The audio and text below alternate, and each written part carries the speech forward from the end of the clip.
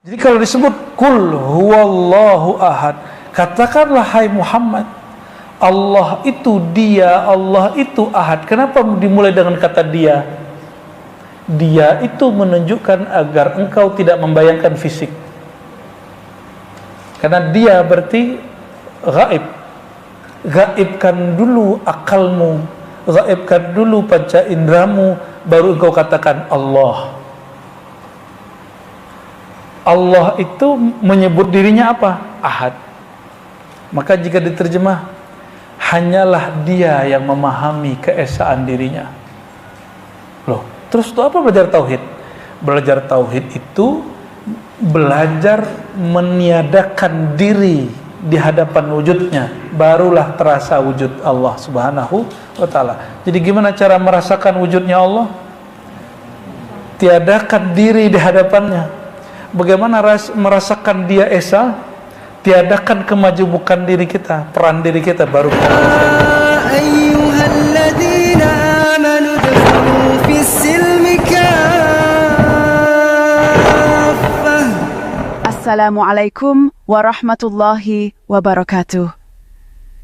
Apa kabar Bapak, Ibu, sahabat beriman yang dirahmati Allah? Terima kasih sudah hadir ikut kajian Buya. Namun sebelum kita menyaksikan kajian ini, maka jangan lupa kita bersalawat kepada Nabi Muhammad SAW, agar dengan bersalawat kita berharap Allah menerangi hati dan jiwa kita dengan cahaya ma'rifatullah. Agar dengan cahaya ma'rifatullah itu, kita dipermudah untuk memahami ilmu Allah di dalam kalbu kita. Amin, Allahumma amin. Allahumma shalli ala Sayyidina Muhammad wa ala ali Muhammad. Selamat mengikuti kajian ini dan semoga bermanfaat.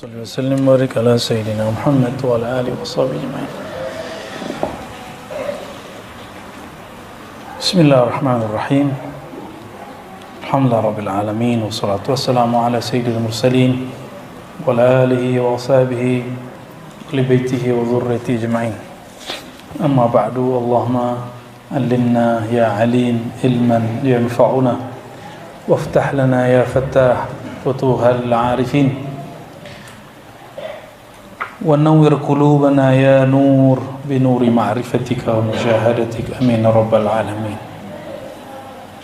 Baik, ikhwah sekalian, sebelumnya kita membahas tentang hakikat tasawuf dan hakikat sufi, dan sekarang kita masuk kepada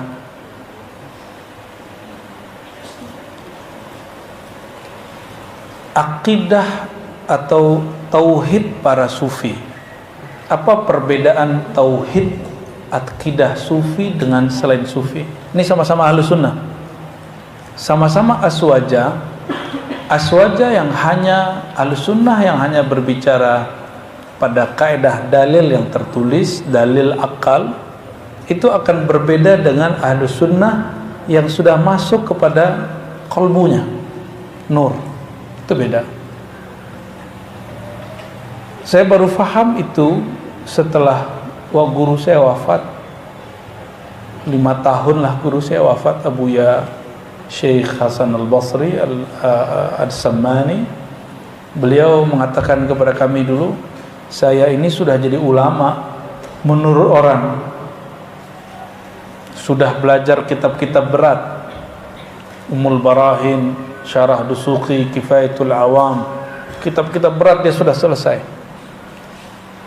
Tapi aku tidak merasakan bertauhid itu dari dalam, baru di sini. Maka hobi beliau berdebat, debat dengan Wahabi, dengan, kalau dulu kan NU Muhammadiyah, PRT Muhammadiyah, NU Persis, begitu debat terus. Tapi beliau mengalami suatu kegersangan, maka dia datang kepada ayahnya setelah bertanya ke banyak guru dan gak terjawab. Semua guru mengatakan, oh tauhid begini, dan semuanya, itu gue juga tahu. Datang ke fulan, itu maknanya juga tahu. Datang ke fulan, itu dalil sudah pernah kita pelajari. Akhirnya dia pulang. Bapaknya seorang mursyid, namanya Hasan Basri, saya lupa. Jalil ya, Syekh Abdul Jalil. Nama ayah dari guru saya itu Syekh Abdul Jalil, juga seorang mursyid. Dia tanya, ayahanda, saya ini udah baca kitab udah banyak, debat sudah selalu menang, tapi kayaknya belum merasakan Allah itu nyata pada diri. Tolong tunjukkan kepadaku guru yang dapat menghantarkanku rasa bertuhan kepada Allah, rasa bertauhid kepada Allah. Ayahnya senyum. Kamu capek-capek nyari keluar kota, keluar daerah, tuh gurumu di pertigaan situ ada. Disebut kawannya beliau, Syekh Abdul Jalil itu punya kawan namanya Syekh Maulana Muhammad Kanis An-Naqsyabandi Al-As-Samani, orang yang ahli baca kitab ya. Kalau di NU, di Jawa ada NU, di sana ada Persatuan Tarbiyah Islamiyah, beliau salah satu pendirinya. Akhirnya datanglah ke sana, nggak banyak teori, kamu mau merasakan bertuhan, ayo sini, tinggalkan pintarmu, ikutin saya. Maka dia nggak mau, kalau tinggalkan pintar berarti nggak mau debat toh. Dia taruh debatnya, lalu diistighfar, diajak istighfar sama gurunya, mandi tobat, istighfar, lalu ditalkinkan, diajak, ayo kalbumu baca nama Allah dengan teknik yang hampir sama yang saya beri itu. Dan belum merasakan idza dzukirallah, jika disebut nama Allah, wajilat qulubuhum, kalbu mereka bergetar, baru dia menangis. Ini rasa bertuhan yang aku cari selama ini. Dari situ saya paham kemudian kitab-kitab ini. Jadi kami di Ribat, akidah kita, manhaj kita Ahlus Sunnah wal, nih kalau ditanya orang Ribat manhajnya apa? Ahlus Sunnah. Maka Buya Zul Asfi ini kelelahan nih, nggak tahu dari mana ya. Mungkin karena macet ke Bekasi ini luar biasa, kayak ketemu harimau 7 kali ya. Itu ngajarin sekarang salah satu kitab Ahlus Sunnah standar, yaitu Kifayatul Awam. Tapi itu kitab ilmu kalam, mainnya di sini. Tapi itu perlu ya, supaya nggak bayang-bayangin Allah. Asik nggak belajarnya? Asik ya. Dulu kita ngajarin Ustadz Rahmat dari Bat itu, jadi tahun 2018, 19 ya, sampai pandemi datang, sampai khatam kita belajar Kifayatul Awam. Di Darussunnah saya dulu ngajar itu di luar, habis selesai ngaji dengan pakai ya, kita buat talaqian dengan teman-teman.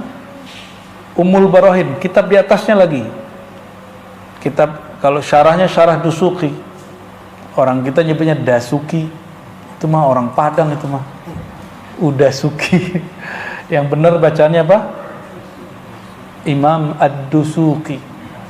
Imam Ad-Dusuki. Itu kitab yang lumayan berat, jadi levelnya sudah high class. Kita ngaji dari basic, dari Aqidatul Awam ya, naik. Nah, kalau sudah Ummul Barahin, oh itu sudah keren. Baru sanggup baca kitab yang lebih berat lagi, kayak Al-Matalab Aliyah Fakhrul Razi ya, Ta'sisut Taqdis Fakhrul Razi, yang sekarang Gus Ulil buka tuh ya, di online tuh ada bagus tuh, karya Ghazali, Al-I'tiqad apa judulnya. Dulu kita mengajarkan itu pakai bahasa Arab tuh, udahlah kitabnya rumit, ngajarnya belagu lagi pakai bahasa Arab. Biasa tuh ya, sombong-sombongnya anak muda lah itu ya. Alhamdulillah tuh, muridnya masih bertahan tuh, Gus Sani yang ngajar di Ribat juga kitab akidah, itu kita ngajarnya dulu pakai bahasa Arab. Itu kitab-kitab ahlul uqul, orang yang berakal. Kitabnya begitu. Kalau orang awam nggak perlu. Orang awam cukup mengatakan asyhadu an la ilaha illallah wa asyhadu anna muhammadar rasulullah. Aku yakin, aku bersaksi, aku percaya tiada yang disembah kecuali Allah, titik. Muhammad Rasulullah, titik. Gak usah dibayang-bayangin. Ya Allah tidak serupa dengan apapun, maha hebat, maha sempurna, udah titik, udah selesai. Lebih enak jadi orang awam. Cuma bebannya kurang, tugasnya nggak banyak, maka fasilitasnya nggak banyak dari Allah. Ya, pejabat itu kan hidupnya susah, tugasnya banyak, maka dikasih fasilitas banyak. Ya, masa pejabat bumi dikasih fasilitas, pejabat langit enggak, ya kan? Imam Fakhr Razi itu ulama terkaya sepanjang zaman. Sampai hari ini belum ada yang ngalahin kayanya beliau. Ulama loh ya. Sampai-sampai orang menuduhnya tidak zuhud ya. Bagi beliau kan tasawufnya bukan tasawuf norak. Dia bukan tasawuf, kan tasawuf itu bil qulub, bukan dengan zahir. Emang tasawuf terus harus kemudian meninggalkan dunia? Enggak. Ini bab hati. Makanya Haji Iman kita ketika musyawarah dengan kita minta isyarat, saya kerja lagi atau enggak? Kerja lagi. Justru karena beliau bertorikot, saya minta dia bekerja lagi. Kerja lagi sekarang. Orang udah pensiun muda, kerja lagi. Mana Haji Iman? Tuh. Ya. Mau khidmat ya. Luar biasa.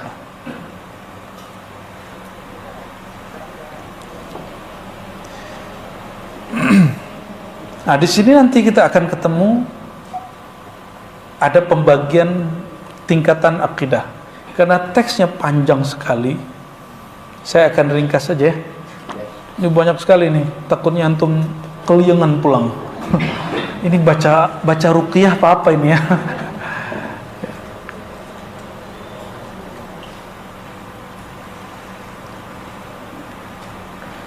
Pendek cerita, nah setelah panjang ini, qala Syekh, berkata pengarang, wa wajadtu li Yusuf ibn al-Husain fi tauhid salasata awjibah. Saya mendapatkan, kata pengarang ya, dalam kitabnya Yusuf ibn al-Husain ada 3 tingkatan tauhid.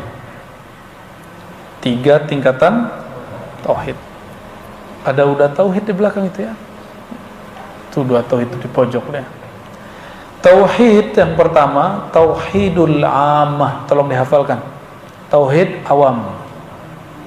Tauhid apa tauhid awam? Coba kita dengerin ya, biar dapat berkah baca kitabnya. Bagi saya, jadi tadi istri saya protes, kok baca kitabnya nggak semua dibaca? Kami kalau di Jawa semua kami baca. Saya bilang yang dibaca semua itu Quran, 1 hurufnya dapat pahala. Kalau selain Quran, nggak usah baca semua, ambil inti-intinya aja. Karena baca 1 huruf belum tentu berpahala. Ya, jadi yang berpahala itu cuma yang ada rahasia itu cuma Quran. Kalau Quran baru kita baca 1 huruf nggak boleh ditinggal. Tinggalnya 1 huruf sengaja zindik. Kalau lupa jahil. Nah, di sini beliau mengatakan apa? Tauhid awam al-infirad bil wahdaniyah, kalau di kitab saya halaman 30 ya. Mengesahkan Allah Ta'ala dengan cara apa? Ini orang awam. Ternyata orang baca kitab Ummul Barahin di sini masih disebut awam. Ngerinya kitab ini nih ya. Ngerinya kitab ini. Mentauhidkan Allah dengan cara menafikan, meniadakan sesuatu yang menjadi tandingannya, bandingannya, yang serupa dengannya, itu, yang semisal dengannya. Jadi kita hilangkan bayangan tentang yang serupa dengan Allah, yang sebanding dengan Allah. Itu tauhid orang awam, tapi di kolbu kosong, nggak ada efek sama sekali. Dia cuma teori-teori di sini, tapi rasanya hambar. Itu yang dirasakan guru kami, itu pun yang saya rasakan bertahun-tahun. Ya. Ma'asukun ila ma'aratir raghbah wal rahbah bi dhihabi haqiqati tasdiq li'annahu bi baqa'i haqiqati tasdiq la yaskun ila, ya, intinya tetap asyhadu an la ilaha illallah, gitu aja udah cukup. Jadi teori misalnya gini. Kan kalau debat masalah ini babnya debat masalah Salafi di sini nih. Debat Wahabi di sini. Allah itu di mana? Di mana Allah? Nah, debatnya di sini nih. Ini bab tauhidul ammah. Orang yang berdebat Allah di mana, Allah di suatu tempat, Karena mereka masih membayangkan dan mensifati Allah dengan sesuatu sifat kemakhlukan. Dan saya percaya, saya yakin, mau Salafi, mau Sunni, mau Syi'i, mau Mu'tazili, semuanya sepakat Allah itu tidak bersifat dengan sifat makhluk. Benar nggak? Betul nggak?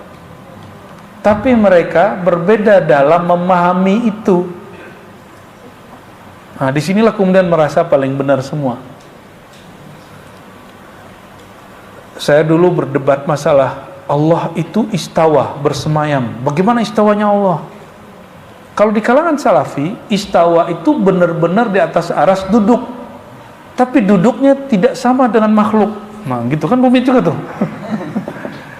Bagi Ahlussunnah Asy'ariyah, ente bilang duduk. Duduk itu sifat makhluk. Dibalas lagi, coba mana dalilnya duduk itu sifat makhluk. Begitulah terus. Nanti debat lagi. Nuzul, Allah nuzul dari atas ke bawah. Kata Ibnu Taimiyah, emang ada nuzul turun, bukan dari atas ke bawah. Turun tuh diem doang gitu. Jadi Ibnu Taimiyah bayangin gitu. Makanya sampai kemudian meninggal, dia masuk penjara. Jadi Ibnu Taimiyah itu masuk penjara bukan oleh pemerintah, karena dia menyalahi 4 mazhab dan ulama ahlu sunnah. Masuk penjara. Maka sampai sekarang kalau ada mengikuti Ibnu Taimiyah, ya bagi kita aneh. Kita mengagumi dia karena dia cerdas, tapi tidak semua yang dari dia itu benar juga kan. Buktinya ulama, emang Imam Subuki nggak cerdas, Badruddin bin Jamaah di zaman itu nggak cerdas. Itu ulama-ulama 4 mazhab sepakat jeblosin dia masuk penjara. Ini yang ngomong kepada saya Syekh Hasan itu. Ente tahu nggak, imam yang ente sebut Syekhul Islam itu, yang jeblosin dia penjara, semua ulama itu bukan karena iri dan dengki, karena dia mensifati Allah dengan sifat yang nggak layak, tapi dia mengklaim itu tauhid yang murni. Nah, perdebatannya itu masih perdebatan awam. Jadi debat-debat begitu masih debat awam. Alhamdulillah beberapa tahun ini, terutama 2001 kesinilah, terakhir yang saya ditantang debat sama orang Jambi itu kan. Ya, habis itu saya udah nggak mau lagi debat-debat. Nggak datang juga kan dia. Ada debat tapi debatnya accident. Kita datang bertamu diundang, kita didebat masalah Nur Muhammad oleh orang itu di Madura, ya itu kejadian. Tapi saya nggak berniat debat, toh dia pengen debat, kan seharusnya kita kalau tamu dihormatilah, ya. Ini dia ingin mempermalukan saya depan orang, ya alhamdulillah kambuh lagi, suka debatnya. Ya, antum yang kenal, coba teman-teman saya kenal saya dulu, itu nggak percaya saya belajar tasawuf. Karena mereka tahu kalau debat itu emang kalau ada singa 7 kali begitulah kira-kira gitu. Dan itu nggak enak sama sekali. Pinter cuma bikin ilfil. Saya sendiri pun kalau ingat tuh saya ilfil sama diri saya sendiri. Jadi kita pun jijik sama diri kita sendiri gitu kalau ingatnya begituan. Keren sih, lo ngeliatin orang tengkar kan seru, iya nggak? Kalau tengkar, jadi kalau orang awam tengkarnya fisik. Kalau udah intelektual, sukanya tengkar otak. Makanya ngeliatin Rocky Gerung ngata-ngatain orang tuh seneng banget kan. Bener kan? Kayaknya puas gitu. Hore gitu ya. Itu dalam kitab ini disebut awam. Maka awam kalau di sini boleh dibagi digabung 2. Awam yang awam tidak mengerti ilmu, ataupun dia mengerti secara intelektual tapi masih pada tataran intelektual. Ada yang kedua, tauhid ahlil haqa'iq ala zahir.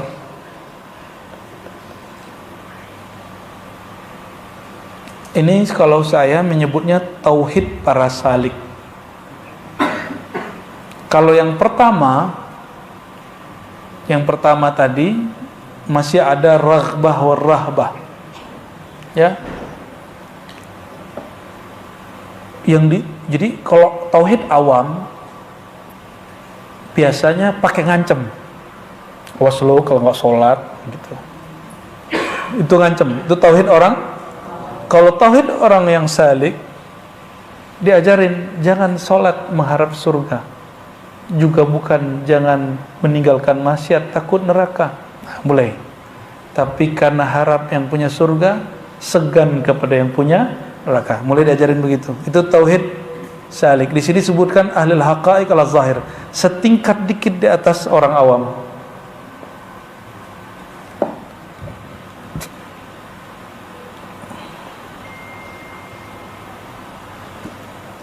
Sudah mulai begitu belum? Berarti sudah mulai salik. Kalau nggak turun kelas lagi. Ya, kenapa zikir? Supaya tenang. Lumayan, itu salik. Kalau orang awam, kenapa zikir? Supaya rezekinya banyak. Itu orang awam. Ya, kan kita pernah juga dipotong orang kan, lagi ngomong begitu kan? Habib lagi yang motong, tapi kami udah baikan sih habis itu. Ya. Akhirnya kita tegur, bedakan manfaat, faedah dengan tujuan, ya. Alhamdulillah dia terima. Maka kami baik-baikan aja, cuma orang aja yang ngadu-ngadu kan, mumpuk karena sekarang lagi rame bab habaib nih. Videonya dinaikin lagi. Ya salam, ya.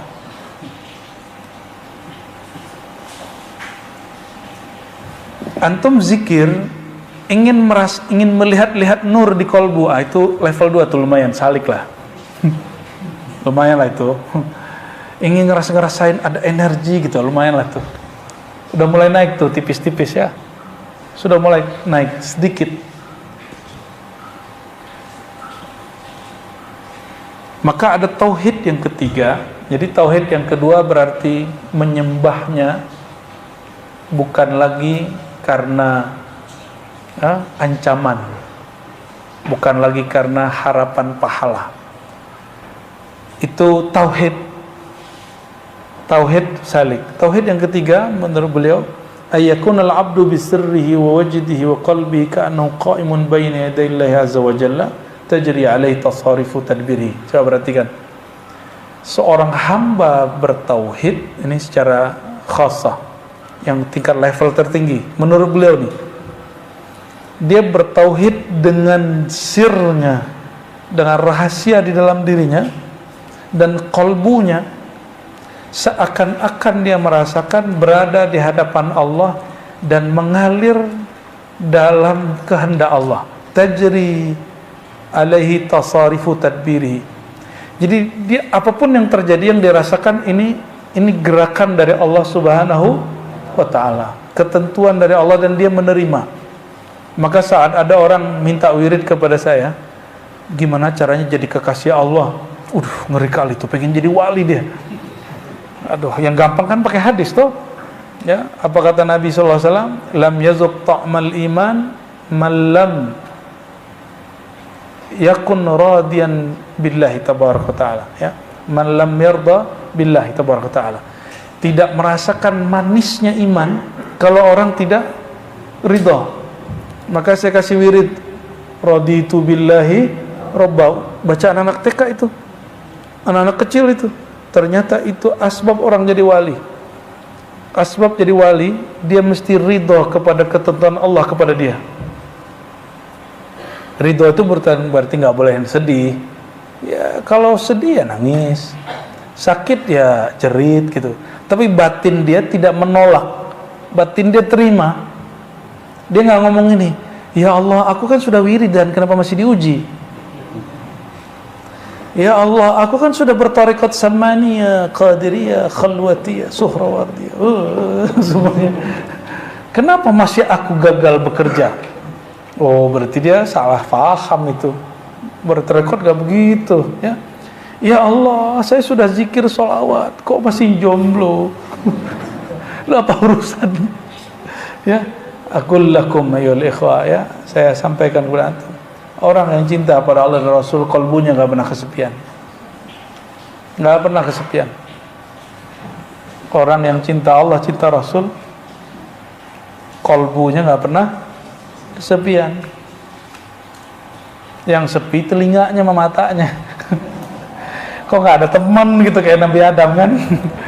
Di surga kan indah, tapi nggak ada teman. Maka Nabi Adam menggumam, ya Allah, bergumam, sepi bener nih surga. Ketiduran. Surga kan nggak ada tidur. Maka dijadikan tidur itu berkah bagi Nabi Adam.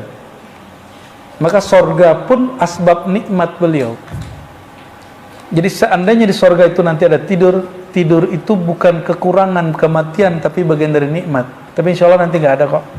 Nggak ada lagi tidur nanti di surga. Mumpung masih di dunia nanti tidur ya.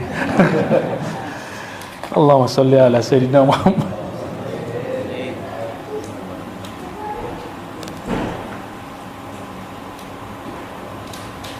Kenapa kita mesti merasakan bahwa kita ini dalam aliran takdirnya Allah? Ini bukan fatalis. Ini bab rohani. Ini bab rasa. Merasakan bahwa diri kita itu dalam aliran kehendak dan takdirnya Allah. Maksudnya apa? Ini mohon maaf. Salah satu kemanjaan seorang pasangan kepada pasangannya, dia merasa ingin diperhatikan, ingin ditarik, ingin dipeluk, segala macam, ingin dikuasai, gitu. Itu sebenarnya adalah imitasi daripada cinta yang bersumber dari kemakrifatan tauhid si hamba kepada Allah. Maka si hamba itu justru sedih kalau nggak diuji. Sebagaimana seorang pasangan, dia sedih nggak direpotin oleh kekasihnya. Emang kamu udah nggak sayang sama aku gitu jadinya? Sama seorang hamba ngomong, ya Allah, kok hari ini nggak ada ujian ya? Apa engkau tidak memperhatikan aku lagi? Bagi dia, ujian itu bukan lagi beban. Ujian itu adalah perhatian. Maka konsep orang ini nggak ada namanya sedih. Itu yang disebut la khaufun alaihim wa lahum yahzanun. Jadi faham? Mulai faham kenapa ada ayat, 2 ayat ya di Quran, bahkan sekian ayat di Quran, lebih dari 2 ayat malah. Tapi yang lafaznya istiqamah 1. Innal ladzina qalu rabbuna Allah tsumma istaqamu fala khaufun 'alaihim wa lahum yahzanun. Al-Ahqaf. Orang yang mengatakan Rabb kami Allah, Tuhan kami Allah, kami ridho kepada Allah, lalu rasa itu dia istiqamahkan. La khaufun 'alaihim wa lahum yahzanun. Orang yang mengatakan Rabb kami Allah, kami dalam aliran takdirnya Allah, kami tidak akan keluar dari takdirnya Allah. Dan nikmat sekali. Dalam takdir Allah itu nikmat sekali. Karena kita dididik dari kecil bahwa Allah itu tukang ancam. Ya. Allah itu kayaknya tukang seksa gitu. Akhirnya antum kalau diajak ke sini agak sulit. Ada border di sininya, ada penghalang. Ini bukan bab ancaman. Ya, kalau ente kalau nggak sholat ntar diuji loh sama Allah gitu, ntar dapat ujian loh, ntar dapat cobaan. Cobaan ujian dalam pengertian tauhid awam itu menyeramkan. Tapi ujian menurut ahlullah itu adalah rahmah, adalah rahmat kasih sayang Allah SWT. Maka jika disebut asyadun nas balaan al-anbiya, orang yang paling banyak ditempa itu para nabi, lalu orang yang mirip dengan nabi, para aulia, para ulama. Kalau terjemahan bab rohaninya, orang yang paling banyak diperhatiin Allah adalah para nabi, para aulia. Itu terjemahan versi ketiga. Pilih yang mana? Profesor aja nggak nyambung loh ini. Karena profesor debat sama saya, dia bilang, ya hadis yang ente baca itu akan membuat orang jauh dari Islam, karena orang tidak ada yang mau diuji. Sedangkan yang paling banyak diuji adalah para nabi dan orang yang ikut nabi.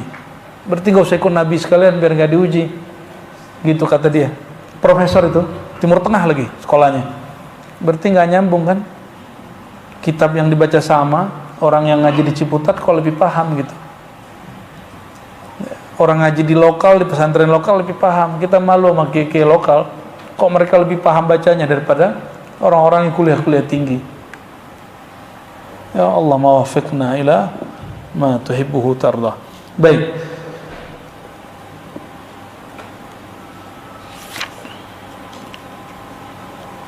Ini ada kalimat Imam Shibli yang sangat membingungkan orang yang bingung ya. Qala rajulun li Shibli. Bertanya seseorang kepada Imam Shibli. Shibli ini siapa? Abu Bakar Ash-Shibli ini siapa? Ada yang tahu? Teman Al-Hallaj. Al-Hallaj yang mati dibunuh karena dituduh sesat. Shibli nggak dituduh sesat, tapi dituduh mabuk. Imam Shibli murid Imam Junaid, Hallaj pun murid Imam Junaid. Imam Shibli memuridkan aqidah daripada gurunya, tapi kemudian dia diberi rasa sendiri oleh Allah. Dia ditanya tentang apa itu tauhid. Apa kata dia? Waihak, payah kamu gitu. Nanyanya kok berat-berat gitu loh. Man ajaba anit tauhid bil ibarati fahuwa mulhid. Ini perhatikan. Siapa yang mengibaratkan tauhid dengan kata-kata, maka dia akan terjebak pada ilhad, pengingkaran bahkan ateis. Wa man asyara ilaihi, siapa yang mengisyaratkan Allah dengan isyaratnya, fahuwa sanawi, dia menjadi penyembah berhala. Allah kok bisa ditunjuk di satu arah? Kok bisa diisyaratkan dengan suatu simbol? Berarti Allah berupa. Allah ada rupanya. Maka orang yang mengisyaratkan Allah dengan sesuatu, dia sama dengan apa? Penyembah berhala. Ini menurut Imam Shibli. Ini kalam Shibli, nggak masuk, bukan kalam akidah ya. Ini kalam orang lagi sedang mabuk. Ini kalam ahli kelompok yang ketiga. Wa man sakata anhu, tapi jika kamu diam, tandanya kamu jahil. Serba salah sama dia. Kita ibaratkan tauhid, ditanya tauhid itu apa? Kita jawab, kata dia, ente mulhid, ente ingkar. Kalau kita kasih isyarat, kamu penyembah berhala. Jika diam, salah lagi sama dia, ente jahil katanya. Serba salah mahalas ini, kayak perempuan lagi dapat katanya. Tapi ini bukan lagi dapat, justru dia betul, dia lagi dapat ma'rifatnya. Wa man wahama annahu wasilun falaysa lahu hasilun. Siapa yang mengklaim dirinya telah wusul kepada Allah, telah sampai, dia tidaklah mendapatkan hasil. Wa man awma'a ilaihi fahuwa 'abidun wathanin. Siapa yang mencoba memberikan isyarat simbol-simbol tentang Allah, maka dia telah merupakan Allah dalam satu bentuk. Fahuwa 'abidun wathanin. Dia penyembah berhala. Wa man nataqa bihi fahuwa ghafilun. Siapa yang membicarakan tentangnya, dia berarti orang itu tidak merasakan kehadirannya. Wa man zanna annahu qarib. Ini maksud dia apa nih? Jadi ente kalau baca subhanallah, bagi Hallaj saat dia lagi ngomong gini, itu orang lalai. Allah kan nggak pernah lalai, nggak pernah hilang dari kita. Ya, yang mengatakan ya Allah, bantu kami ya Allah, berarti dia nggak ngerti Allah lagi bantu dia. Ini yang ngomong siapa? Ini tauhid versi orang majzub. Orang apa? Orang majzub ya begini. Maka Hallaj ini mengambil kalam dia mesti waktu dia sedang sadar. Lalu ada kalimat wa man zanna annahu qarib fa huwa ba'id. Siapa yang mengira dia dekat kepada Allah, dia sebenarnya jauh. Karena sejak kapan Allah perlu kedekatan hamba? Wa man tawajad fa huwa faqid. Siapa yang merasa mendapatiku, dia mendapati kekosongan.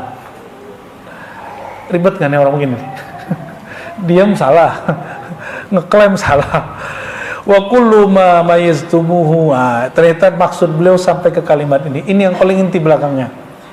Wa kullu ma mayaztumuhu bi awhamikum wa adraktumuhu bi uqulikum fi atammi ma'anikum fa huwa masrufun mardudun ilaikum muhdatsun masnu'un mithlukum.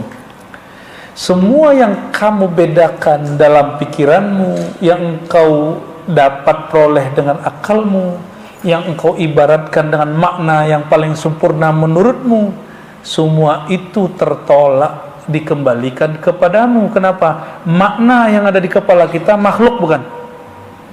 Betul? Huruf-huruf yang kemudian kita rangkai jadi kata-kata, tauhid itu adalah A, B, C, D, itu kumpulan huruf-huruf yang menjadi kata dan kalimat, itu makhluk, bukan? Allah makhluk?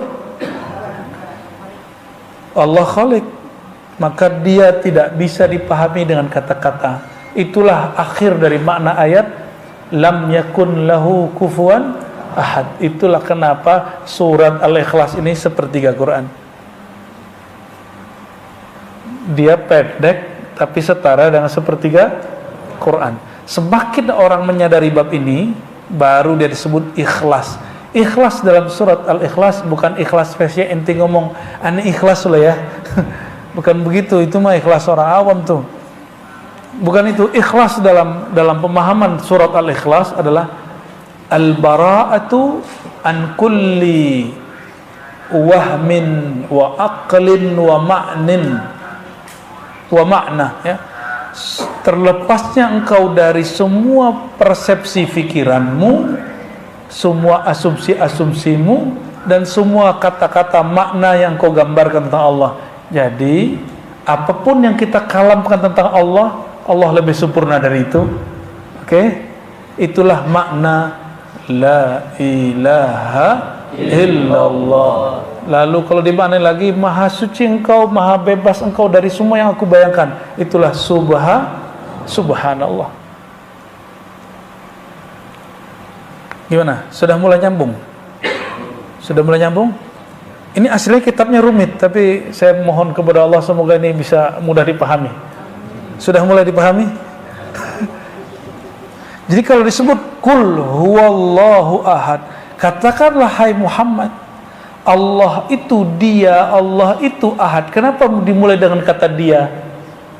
Dia itu menunjukkan agar engkau tidak membayangkan fisik. Karena dia berarti gaib. Gaibkan dulu akalmu, gaibkan dulu panca indramu, baru engkau katakan Allah. Allah itu menyebut dirinya apa? Ahad. Maka jika diterjemah, hanyalah dia yang memahami keesaan dirinya. Loh, terus itu apa belajar tauhid? Belajar tauhid itu belajar meniadakan diri di hadapan wujudnya, barulah terasa wujud Allah Subhanahu wa ta'ala. Jadi gimana cara merasakan wujudnya Allah? Tiadakan diri di hadapannya. Bagaimana merasakan dia esa? Tiadakan kemajubukan diri kita, peran diri kita, baru kita ngerasain dia esa. Ya, itulah makna la haula wala quwata illa billah. Jadi ada 3 ungkapan tauhid, la ilaha illallah, subhanallah, la haula wala quwata illa billah. Itu ungkapan tauhid. La ilaha illallah menafikan semua, meniadakan semua yang dibayangkan. Coba bayangkan tentang Tuhan, bayangin. Sudah kebayang? Nah, itu bukan Tuhan. Coba katakan Allah satu. Kebayangkan angka 1? Nah, Allah bukan begitu. Paham? Ya. Allah Esa. Kebayang apa? E-S-A. Ah, itu bukan Allah. Sebut Allah. Kebayang apa? Alif lam lam ha. Ah, itu bukan Allah. Itu nama Allah. Itu nama Allah. Bedakan nama Allah yang diungkapkan dalam huruf dengan yang punya nama itu sendiri. Coba tulis namanya di kertas atau tulis dalam pikiran. Sudah ditulis namanya dalam pikiran? Sudah nampak? Apakah itu kita? Bukan, itu tulisan tentang kita. Jadi kalau ada lafaz Allah, itu bukan Allah, itu nama yang menyimbolkan tentang Allah. Jadi kalau antum, ini mohon maaf, ini jangan, makanya udah talqin jangan belagu dulu. Itu baru memasukkan nama. Rasanya dirasakan oleh kolbu. Itu baru nama. Dan kita tidak menyembah nama. Menyembah nama naqisun, bukan syirik. Saya nggak sepakat dengan orang mengatakan syirik.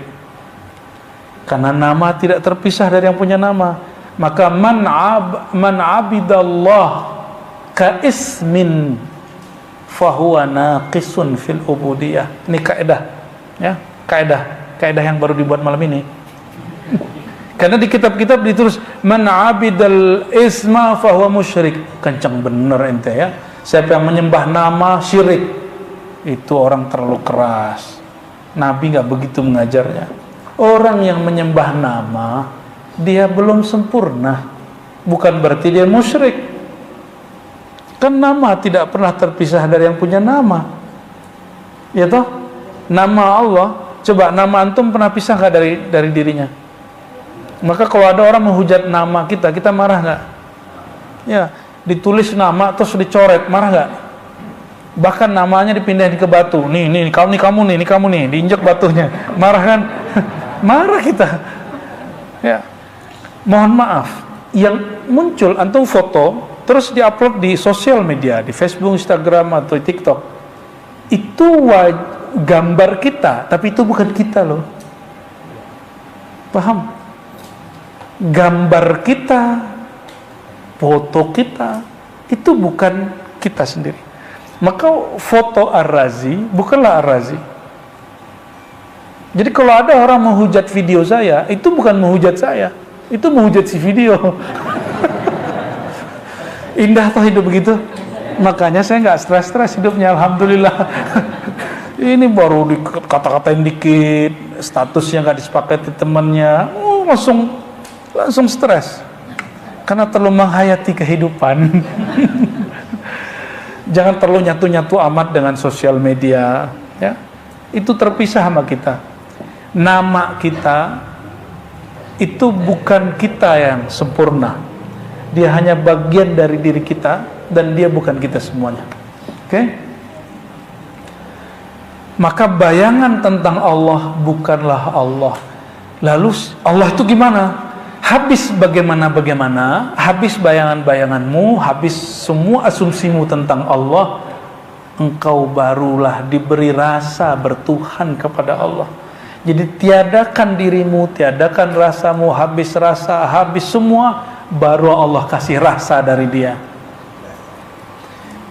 Habiskan persepsi tentang Allah, baru Allah beri persepsi tentang dia. Habiskan teori tentang Allah, baru Allah kasih teori yang benar tentang dia. Ya.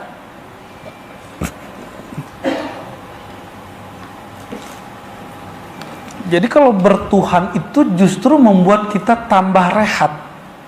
Kenapa? Kita nggak perlu memikirkan Allah, cukup merasakan Allah.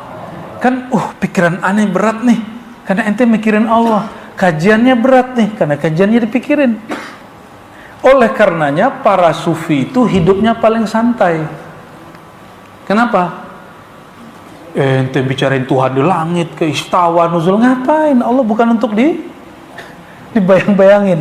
Jadi bagi saya, ya sudahlah, bagi-bagi tugas lah. Kalau yang masih mau jadi singa aswaja, monggo. Saya udah nggak mau ya. Kita lebih nyaman mengikuti jalan-jalan beliau-beliau ini. Ya, tidak usah memperdebatkan satu. Emang kita siapa perlu kemudian mengatur isi pikiran orang? Bisa nggak ngatur isi pikiran orang? Kita nggak sanggup ngatur pikiran orang, apalagi pikiran Wahabi.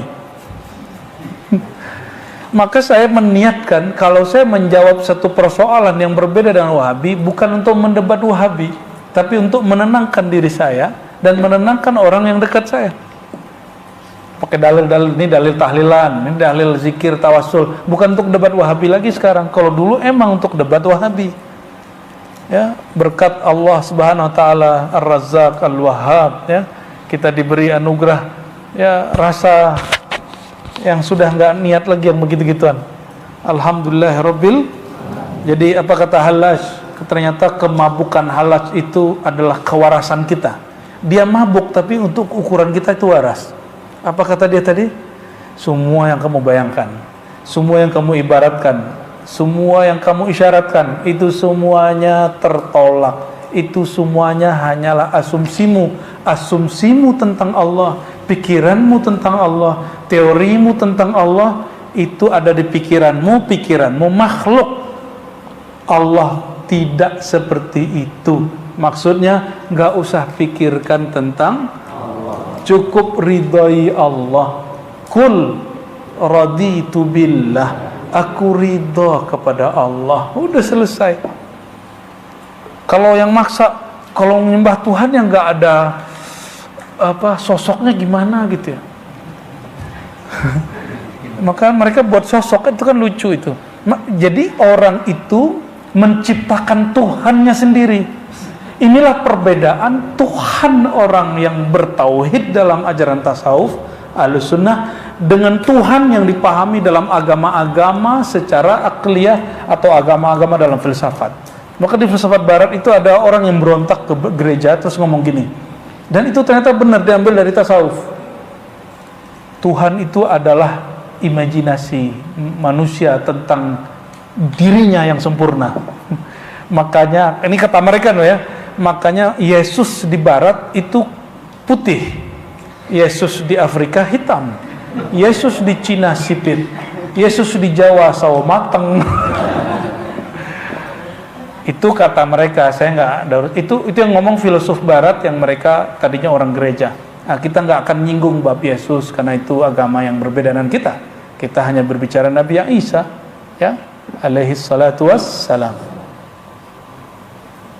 Tapi ada benar juga ya. Benar nggak? Sosok dari yang tadi kita bicarain itu beda-beda kan per tempat. Ajaran tauhid yang Nabi bawa sebenarnya ini. Oleh karenanya para sahabat waktu turun ayat Ar-Rahman 'alal arsy istawa, nggak ada satupun yang debat. Allah bersemayam di atas aras istawa, nggak ada satupun debat. Kenapa? Allah nggak perlu dibayang-bayangin. Sekali membayangkan Allah, akidahnya keliru. Allah tidak dapat disuci-sucikan karena apapun yang engkau sucikan di pikiranmu itu masih pikiranmu.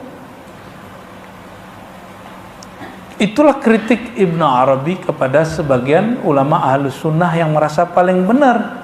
Tapi dia mengingatkan Ahlussunnah nggak begitu loh bro gitu. Ahlussunnah itu laisa kamitslihi syai', melepaskan asumsi tentang Allah selepas-lepasnya. Tadi kita sudah simulasi ya, bayangkan sesuatu, sudah? Allah nggak begitu. Tuliskan lafaz Allah di pikiran. Allah, alif, lam, lam, ha, a, l, l, a, ha, huwa, ha, waw. Itu nama Allah, bukan Allah. Nama yang antum gores di dalam pikiran. Maka nanti jika zikir terus Allah izinkan ada lafaz itu di kolbu, itu bukan Allah, itu nurnya kolbu. Ya, itu nurnya kolbu. Ya.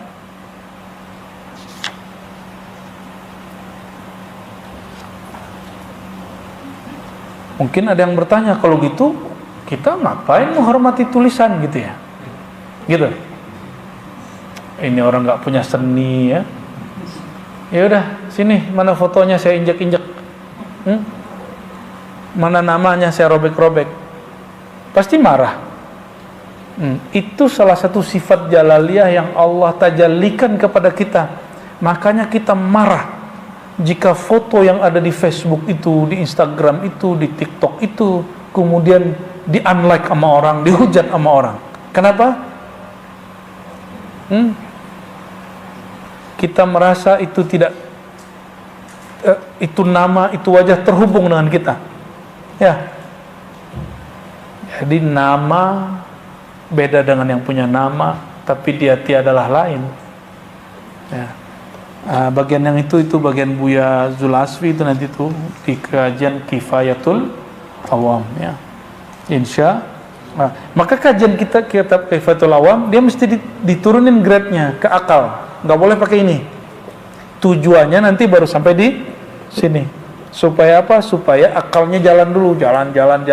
Kaidah, ujungnya qaidatun bila qaidah, maqamun bila maqam, halun bila hal. Makom tanpa makom, hal tanpa hal, kaidah yang sudah dilepaskan dari semua kaidah. Jadi masih mau menyembah sesuatu yang kita bayangkan? Membayangkan sesuatu butuh tenaga, butuh energi, betul nggak? Butuh kalimat dan kosakata. Untuk menyembah Allah simpel sekali, jangan bayangkan apapun, rasakan saja.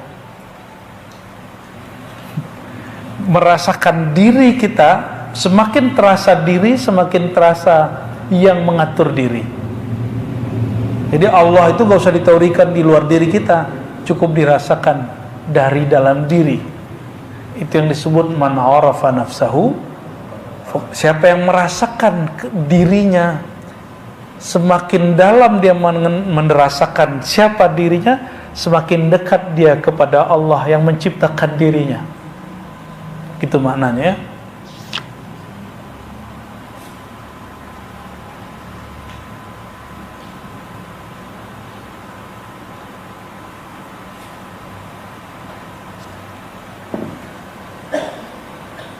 Nah, itu kaidah yang sangat luar biasa dari Imam Ash-Shibli. Masih kuat? Masih hot kepalanya? Udah berdarah-darah ini kayaknya nih. Harusnya tambah rehat otaknya, benar nggak? Ya, tolong jangan pikirkan lagi tentang Allah. Jadi kalau zikir Allah enggak begitu. Kita nggak usah, kepalanya nggak usah berat mikirin apa. Justru kalau zikir Allah itu rileks, karena semakin dia nyebut nama Allah, semakin dia terbebas dari semua asumsi. Oleh karenanya saya pastikan orang yang sering mengingat Allah, dia semakin rehat, semakin rileks, semakin bahagia, semakin tidak terbebani hidupnya. Walaupun ujian dia banyak. Ya, ujian itu kan kata-kata pencinta. Ya, itulah rahasia kenapa Allah disimbolkan dengan Laila oleh penyair-penyair. Karena Laila itu gelap, gak usah dibayang-bayangin. Ya, alhamdulillah hujan.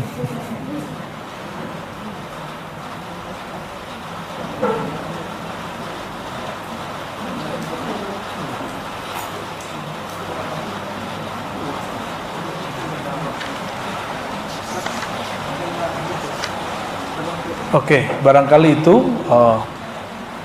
kajian tauhid menurut ulama tasawuf. Justru tauhid versi sufi itu tauhid yang paling mudah, karena tidak perlu pakai ungkapan, tidak perlu pakai teori. Ungkapannya adalah tidak berungkapan, teorinya tanpa teori, makomnya tanpa makom, kata-katanya tanpa kata-kata.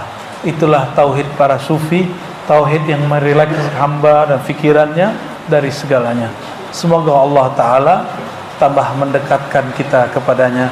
Amin ya rabbal alamin. Sallallahu rabbuna ala nuril mubin Ahmad al-Mustafa Sayyidil Mursalin wa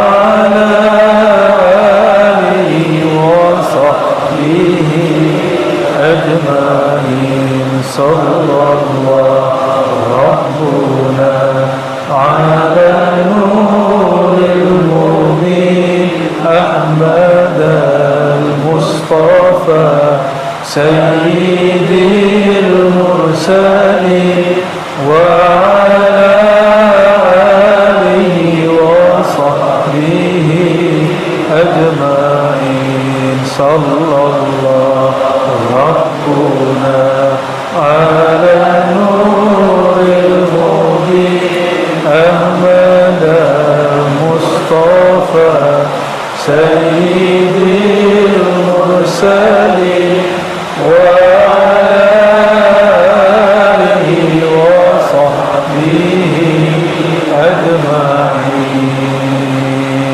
أفضل ذكر لا إله إلا الله لا إله إلا الله لا إله إلا الله لا إله إلا الله لا إله إلا الله لا إله إلا الله لا إله إلا الله محمد رسول الله لا إله إلا الله محمد رسول الله لا إله إلا الله محمد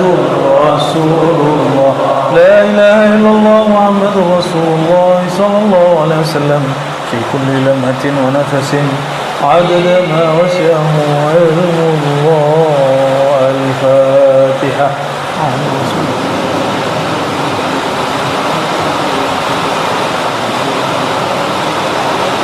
سبحان ربك رب العزة عما يصفون وسلام على المرسلين والحمد لله رب العالمين. Mohon maaf salah kurangnya. Assalamualaikum warahmatullahi wabarakatuh. Alhamdulillahirrabbilalamin. Barakallahu fikum, Bapak, Ibu, sahabat beriman yang dirahmati Allah. Usai sudah kajian kita kali ini, semoga apa yang disampaikan Buya Ar-Razi tadi menjadi berkah dan manfaat untuk kita semua, menambah keilmuan, keimanan, serta tauhid kita kepada Allah Subhanahu wa Ta'ala. Terima kasih Bapak Ibu, sahabat beriman yang sudah mengikuti kajian ini sampai habis. Dan buat Bapak Ibu, sahabat beriman yang sudah mendukung dan mendoakan channel ini, kami ucapkan banyak terima kasih. Semoga Allah yang membalas semua kebaikannya. Dan semoga Allah memurahkan rezeki kita, memudahkan segala urusan kita di dunia dan akhirat nanti. Amin, Allahumma amin. Usikum wa nafsihi bitaqwallah. Wassalamualaikum warahmatullahi wabarakatuh.